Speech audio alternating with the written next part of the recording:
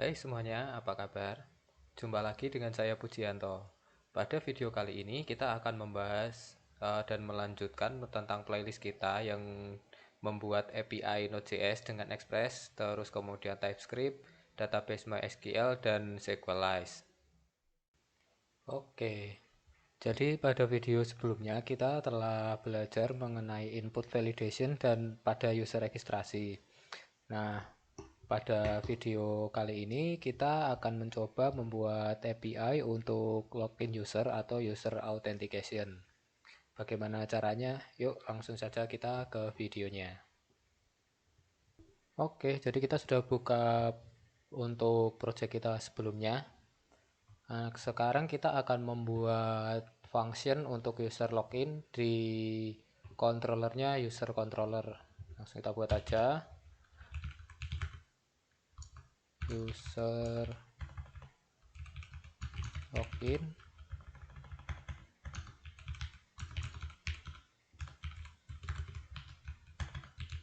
Jangan lupa pakai asynchronous. Ada parameter request,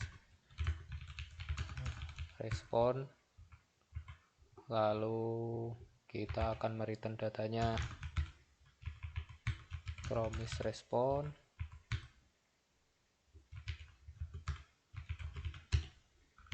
Jangan lupa tambahkan try catch. Terus untuk bagian catch-nya kalau ada error kita copy aja dari yang sebelumnya.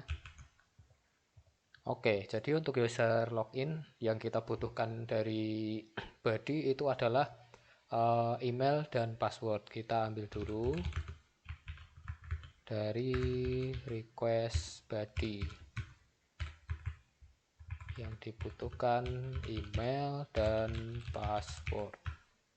Oke, setelah kita dapat email dan passwordnya, kita coba cari dulu nih user dengan email yang dikirim dari request dari body email itu ada apa enggak. Kita cari user wait user.find bukan find all, find one aja, where-nya kita kasih email.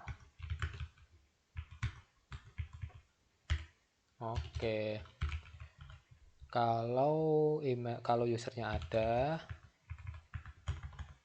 kalau usernya tidak ada, kita jangan return kalau email tidak ditemukan, tapi kita return saja unauthorized, karena kalau kita return email tidak ditemukan itu peluang untuk orang ngasal-asalan buat ngehack akun itu lebih gampang, karena dia tahu nih email ini nggak ada, dia coba dengan email lain. Terus misalkan email itu sudah ketemu ada, dia tinggal coba-coba passwordnya. Jadi kita jangan pernah returnnya email tidak ditemukan. Kita return respon status. Kalau unauthorized itu statusnya biasanya 401. Terus kita kirim pakai helper respon data 401, message-nya unauthorized.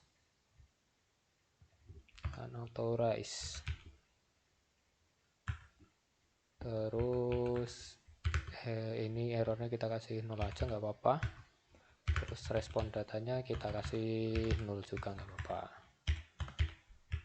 Oke, terus kemudian kalau emailnya ketemu, langkah selanjutnya adalah kita mengkomparasikan password yang dikirim dari user itu sama atau tidak dengan password yang ada di database. Nah, untuk compare-nya itu kemarin kan kita sudah buat fungsinya di sini nih, password compare. Nah, ini kita bisa tinggal pakai aja.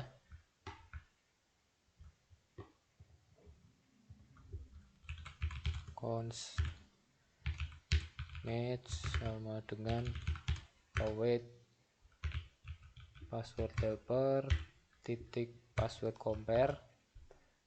Yang kita compare itu adalah password dari user yang dikirim. Jadi password itu, terus kemudian kita compare dengan password yang ada di database, berarti pakai user titik password. Oke, jika tidak cocok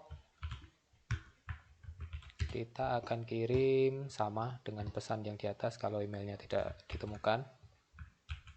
Nah, kalau passwordnya cocok, kita coba kirim aja dulu data yang ditemukan ya. Return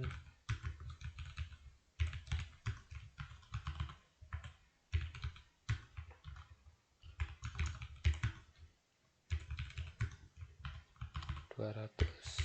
Oke, user, ini error, sorry, null user. Oke, user loginnya udah jadi, terus kita panggil functionnya di routes.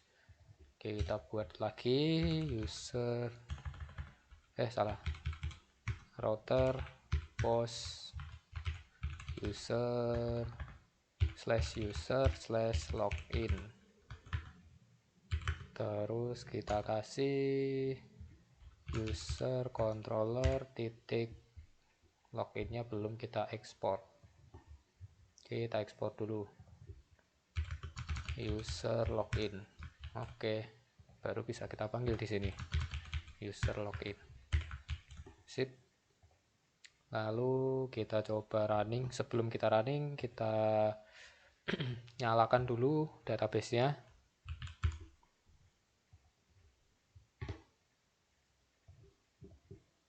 Kita start. Oke, sudah nyala, lalu kita running.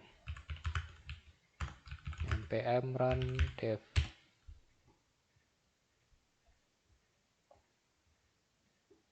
Sip, udah running. Kita coba di Postman, kita buat satu collection lagi. Kita buat satu request, add request. Kita kasih nama user login. Terus URL-nya kita copy paste saja. Kita ganti sign up-nya jadi login. Metodenya post. Body-nya kita ganti jadi JSON. Terus kita copy aja dari sini. Karena kemarin kita udah bikin user ini ya, email saya 3 ini. Kita paste di sini. Kita buang yang nggak dibutuhkan, confirm password nggak perlu, nama juga nggak perlu. Oke, kita coba. Oke, ketemu ya, berarti passwordnya cocok. Kalau misalnya passwordnya bisa bikin salah, unauthorized betul, terus misal passwordnya betul nih, emailnya salah,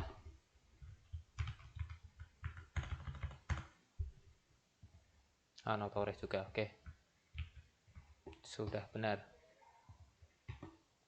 Ini tadi kan kita baru cek nih apakah password dari user itu udah benar, terus emailnya udah benar juga atau enggak. Nah, jadi ini belum selesai untuk loginnya. Kita masih perlu lempar cookies atau season.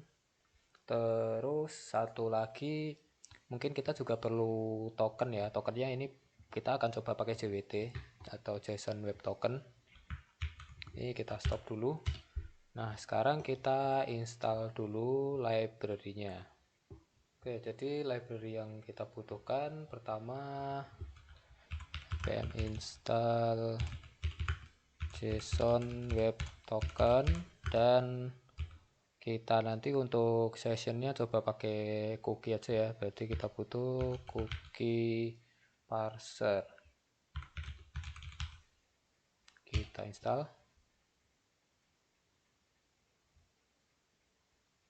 Sip, udah keinstall. Terus jangan lupa karena kita pakai TypeScript, kita install juga modul untuk TypeScript-nya, npm install add types JSON Web Token dan add types. Satu lagi cookie parser min d.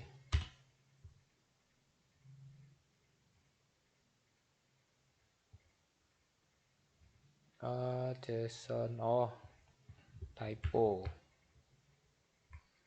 web. Oke, untuk install dependensinya sudah selesai. Setelah kita install dependensinya atau library-nya, sekarang kita akan membuat function untuk melakukan generate token.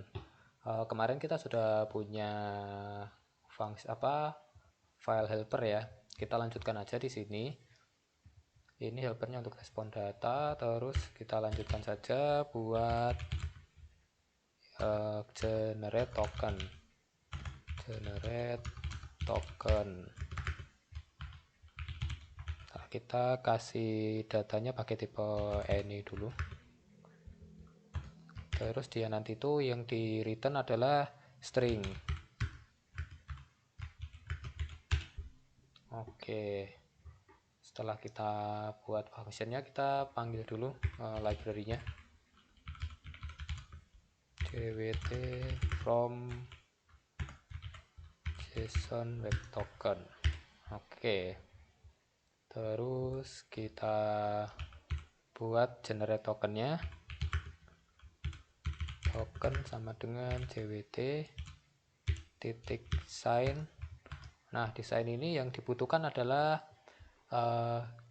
kita bisa pakai objek data user tadi.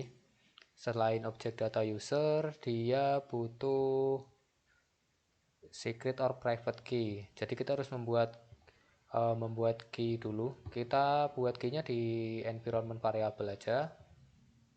Kita taruh di sini jwt token. Untuk key-nya ini bebas, nggak terpatok sama apapun, tapi lebih rumit lebih bagus. Ini saya coba bikin ketik asal aja ya. Terus satu lagi, nanti kita juga butuh untuk refresh token. Kita buat sekalian key-nya jwt refresh token. Ini kalau bisa dibuat beda, jangan sama. Oke, kayaknya ini udah cukup rumit. Terus untuk mengisi di sini kita ambil dari data yang nanti akan kita kirim dari user. Terus oh ya, karena kita butuh dari environment variable, kita import dulu .dnv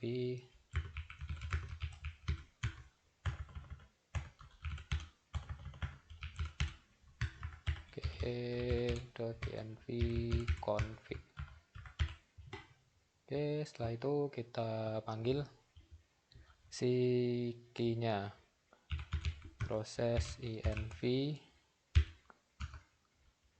jwt token string. Sip. Nah, untuk tokennya ini tipe datanya dia udah string ya, jadi kita bisa langsung return aja token.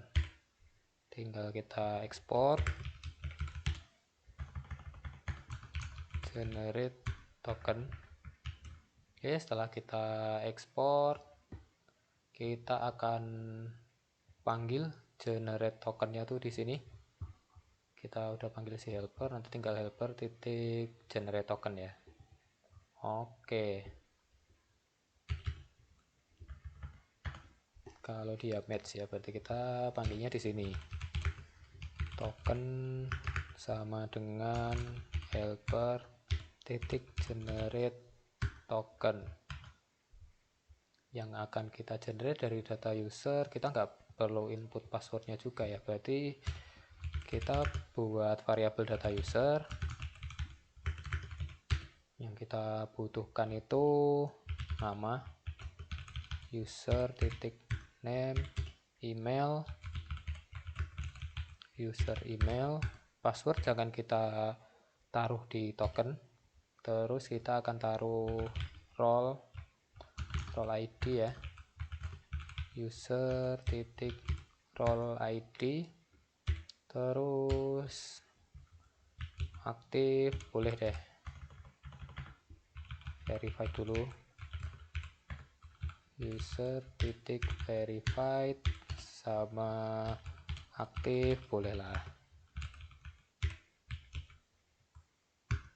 Oke, kemudian kita akan kirim si data user.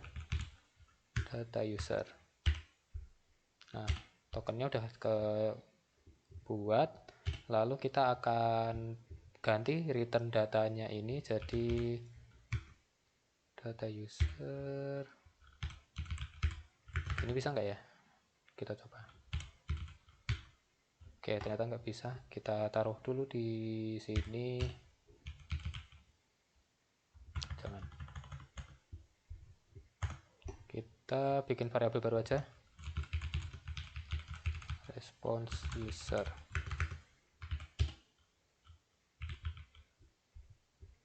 Kita ambil name-nya dari user.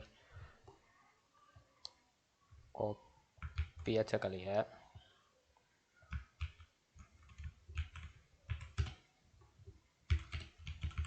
Token ambil dari token. Oke, kita ubah ini jadi respon user. Oh ya, untuk bagian create tokennya ini kita masih kurang satu lagi. Itu adalah kita harus kasih nih expirednya itu berapa lama. Jadi misal kita tulis 1S ini berarti 1 second. Kita akan coba expirednya itu dalam 10 menit. Oke, kita coba dulu.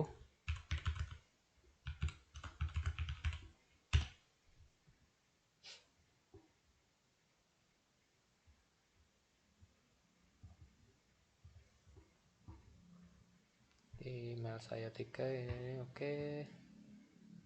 Nah, udah dapet nih tokennya, udah kekirim. Berarti untuk loginnya udah oke. Tinggal tambah satu lagi yaitu sessionnya kita akan coba pakai cookie.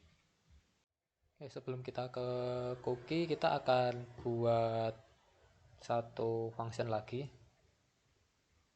ya untuk generate refresh token. Nah, si refresh tokennya nanti yang akan kita simpan ke cookie ya.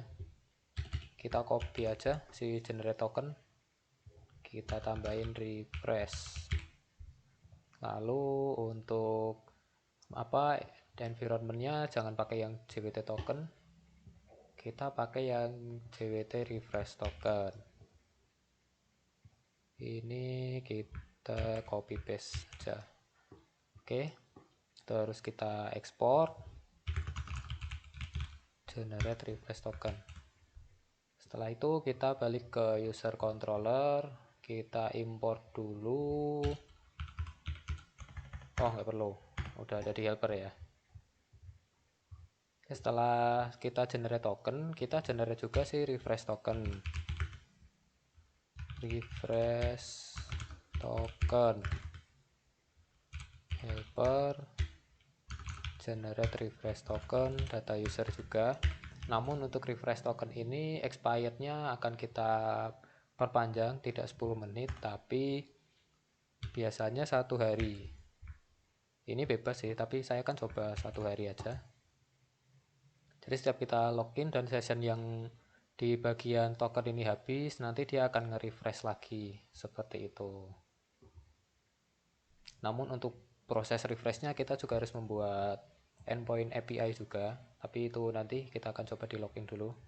Oke, refresh tokennya ini udah dapet. Lalu kita akan simpan si refresh, kita akan kirim refresh tokennya ini ke user cookie ya. Nah, kita bisa kirim ke user itu dengan cara respond.cookie. Kemudian kita kasih nama cookie-nya ini apa? Karena ini konteksnya untuk refresh token, kita namanya aja refresh token. Lalu kita kirim yang dikirim ke refresh token itu apa? Ya ini si variabel yang atas ini tadi. Si refresh tokennya itu sendiri. Lalu kita harus kasih option settingan itu HTTP only, kita buat true. Lalu ada expirednya, expired untuk cookie itu namanya max age. Ini kita harus kalkulasi sendiri, satu hari itu berarti kan ada 24 jam 24 jam kali 60, terus kemudian kali 60 lagi kali 1000, karena dia itu kalkulasinya milisecond.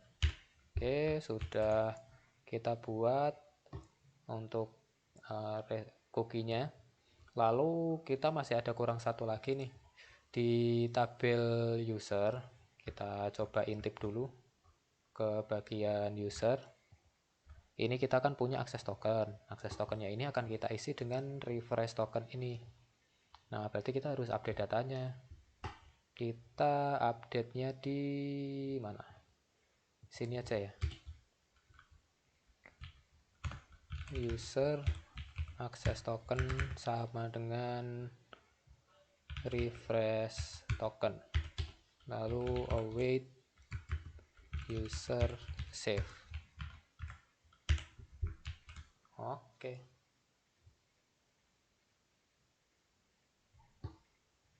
kita coba di Postman, kita kirim, dah.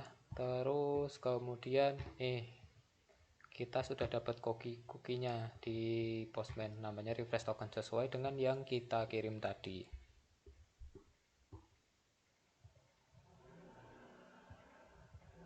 Setelah kita membuat generate token, kita juga perlu untuk melakukan ekstrak dari token ini tadi. Jadi si token ini kan isinya data-data user nih. Nah, kita harus buat function lagi untuk ekstrak. Kita akan masuk ke helper lagi. Kita buat functionnya extract token. Terus ini kita ambil dari token yang tipe datanya string. Oke, lalu kita buat interface dulu. Interface user data yang isinya adalah nama, email itu tadi ya, name itu string, terus email string juga, lalu ada role ID string juga, terus ada verified ya, verifiednya boolean ya, sama satu lagi aktif boolean. Ini kita tambahkan atau nol juga deh, atau nol. Oke, yang terakhir hilang n-nya. Oke, sudah. Setelah itu kita akan melakukan ekstrak. Pertama kita ambil secret key-nya. Secret key dari ini ya, proses env jwt token, tipenya string, kita buat string. Oke. Lalu kemudian kita buat respon data dulu. Let respon data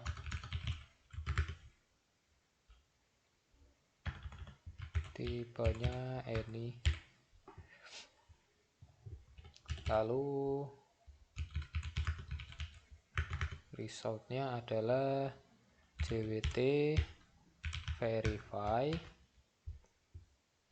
ambil token, lalu ambil secret key, ada typo, oke, secret key, lalu ada callbacknya dengan parameter error dan decode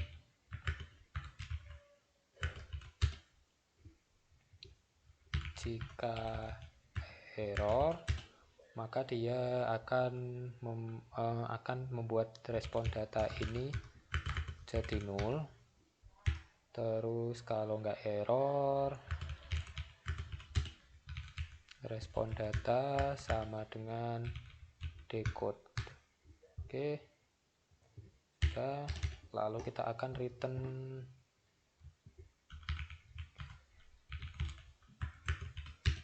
apabila datanya ada, respon datanya ada, kita akan membuat variabel result yang tipenya itu user data sama dengan user data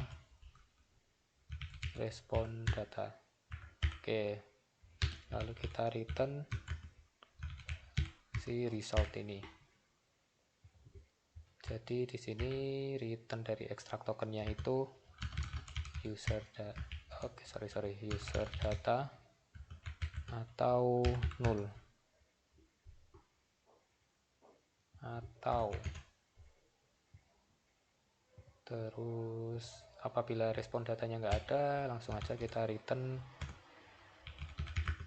0. Oke, kita buat satu lagi untuk ekstrak refresh token.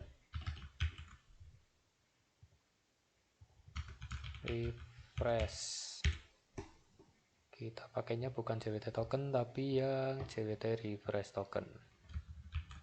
Kita copy aja, paste di sini, lalu kita panggil ekstrak token dan ekstrak refresh token. Oke, selanjutnya kita akan menuju ke middleware. Kita buat file namanya authorization.ts. Setelah itu kita akan coba import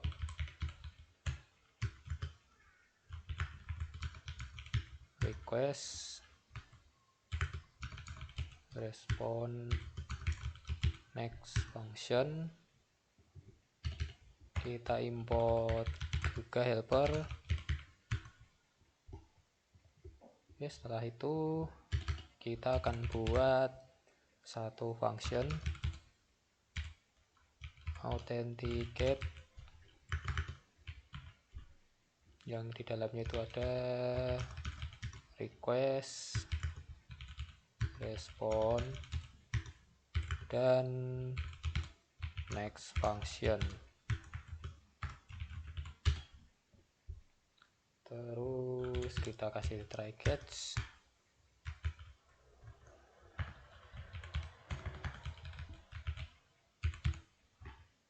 Kita kopikan aja ini.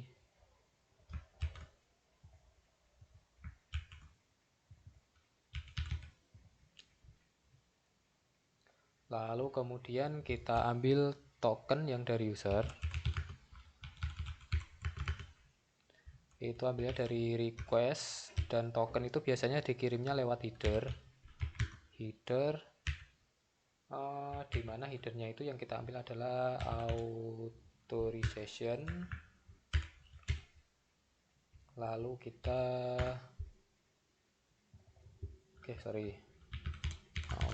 token.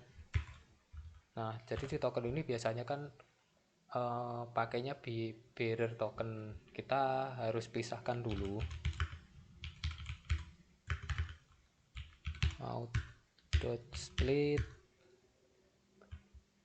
Kita akan split gini.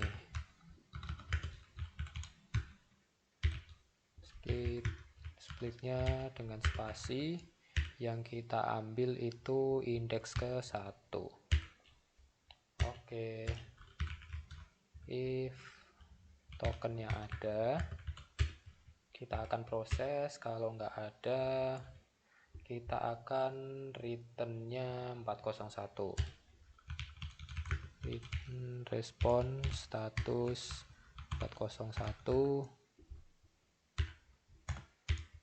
lalu akan kita kirim datanya dari helper respon data 401 unauthorized 00. Oke. Lalu yang akan kita lakukan kalau tokennya ketemu adalah kita ekstrak tokennya.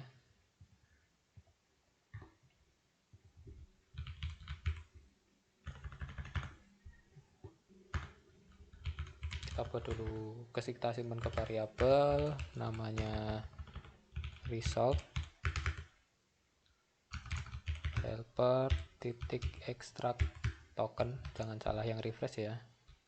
Lalu kita ambil tokennya dari audi token, kita pakai yang ini, ambil dari token.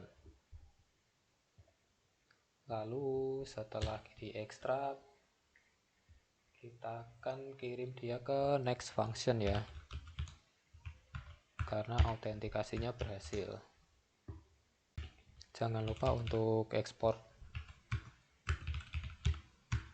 default authenticate. Nah, gimana cara cobanya? Kita akan coba pasang authenticate ini di routes. Kita import dulu, import authorization. Nah, kita taruh di middleware. Anggap aja kalau misal kita mau ambil list role, itu kita harus login dulu. Berarti authorizationnya kita panggil, lalu function yang kita pakai authenticate. Sip, kita simpan. Oke, lagi jalan. Kita ke Postman. Kebetulan ini saya udah ada untuk call API role. Ini pertama kita nggak usah kasih dulu untuk tokennya, kita kirim. Nah, returnnya unauthorized karena kita belum taruh tokennya. Nah, waktu login kan ini kita dapat token ya. Ini kita copy aja.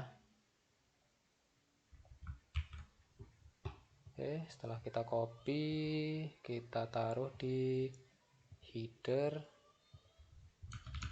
Kita buat key authorization value-nya bearer paste token. Kita kirim. Oke, mungkin ini tokennya udah kadaluarsa. Kita bisa login lagi untuk ambil tokennya. Oke, udah dapat lagi. Kita copy lagi, paste. Oke, sepertinya ada yang salah. Kita akan coba cari tahu dulu di mana kesalahannya. Oke, kemungkinan di sini karena ketika tokennya ketemu dia nggak nge-return apa-apa, terus dia nge-stuck di sini sih. Oke, kita iya benar, karena dia nge-stuck terus mau nge-return. Oke, ini kita balik aja, token sama dengan 0. Oke, terus ini kita naikkan ke atas. Selanjutnya karena ini ada error, kita bilang kalau ada datanya. Kita save, terus kita coba. Nah, ini dia. Jadi kalau tokennya benar dan kalau tokennya betul dan masih aktif, itu akan bisa ke-get semua datanya yang sudah kita autorisasi di bagian middleware-nya. Gitu. Oke, segitu dulu untuk video kali ini. Mohon maaf jika ada penyampaian yang kurang jelas, dan terima kasih yang sudah menonton videonya. Jangan lupa untuk like apabila kalian suka dengan videonya, terus komen dan subscribe apabila channel ini bermanfaat. Terima kasih.